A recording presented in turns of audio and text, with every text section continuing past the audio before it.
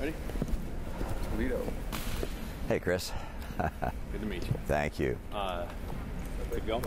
Of course, in the auto industry area, my dad's an auto worker, grandpa, aunt, everyone.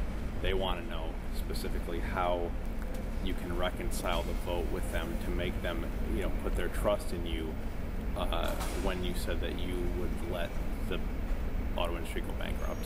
Well, actually, my proposal was that the company should have gone into bankruptcy, and then we should give help to get them back out of bankruptcy and survive and grow and thrive.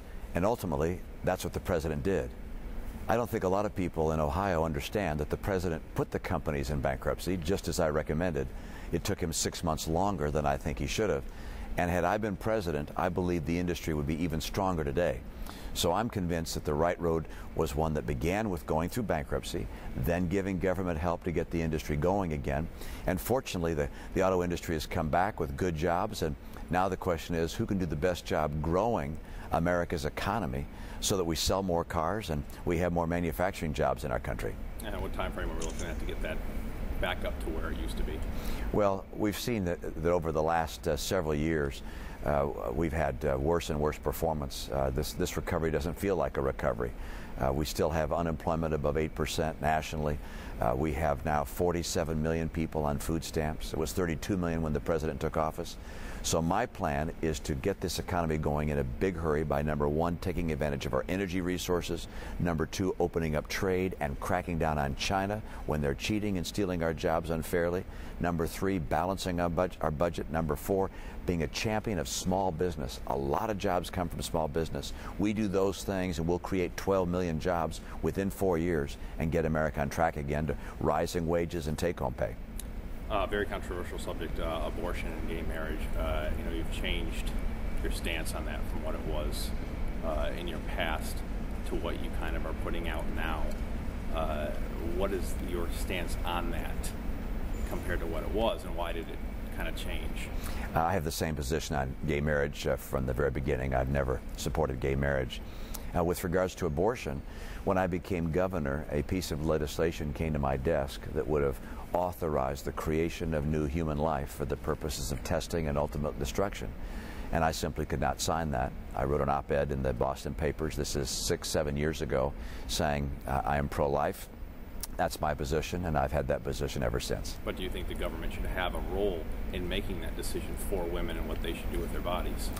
Well, being pro-life means that we believe that abortion should not be legal, except in my case, in the cases of rape, incest, or when the life of the mother is at risk.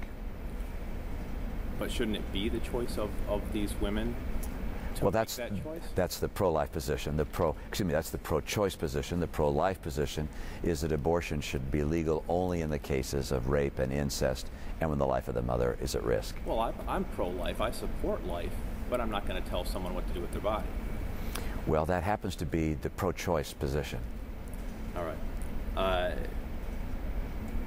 Universal health care. You are going to get rid of it completely, or are you going to keep aspects of it? How does that work? Well, I would repeal Obamacare, and I would put in place a series of health care reforms, which I think are appropriate. I laid these out about 1.5 years ago at the University of Michigan. No offense here in Ohio, but I laid out what I'd do, and my plan makes sure that people with pre-existing conditions are able to get insurance. But my plan is also focused on holding down the cost of health insurance. One of the big problems with Obamacare is it's making insurance so much more expensive, and it's going to get worse. People won't be able to afford the coverage they have now. You're seeing more and more employers saying they're going to drop people from coverage. This is going to create a degree of uncertainty and change in the health care that people have and like, that I think people are going to say, look, I don't want that. So I'm going to go to a system that is designed to let people keep the insurance they want and let them buy insurance if they'd like on a personal basis instead of getting it just through their company. So you're an advocate for it, just not in the manner that it's presented now? Well, I'm an advocate for everyone having the capacity to purchase their own insurance, the insurance that they'd like to have, that's right for them. I don't want the government telling us what kind of insurance we have to have. I don't want the government telling us what kind of treatment we can receive, or an unelected panel of people telling folks, well, this is what's going to be provided to you. Look, I think a lot of people didn't like the early model of HMOs, where you had some bureaucrats telling you what kind of health care you could have. If they didn't like those old HMOs, they're sure as heck not going to like the Obamacare bureaucrats telling them what to do. My view is get health care to work consistent with the consumer choice that we're used to. Thank you. Great, thank you. Thank you. Do you have time for a photo? Or Sure, allowed, right? sure, yeah, you bet.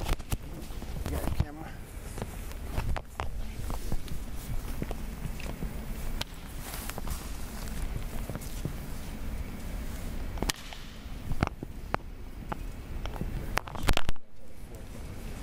Hey, take care. All right, thanks. Good to see you. Thank you. Appreciate it. Can you run? Oh, got one more?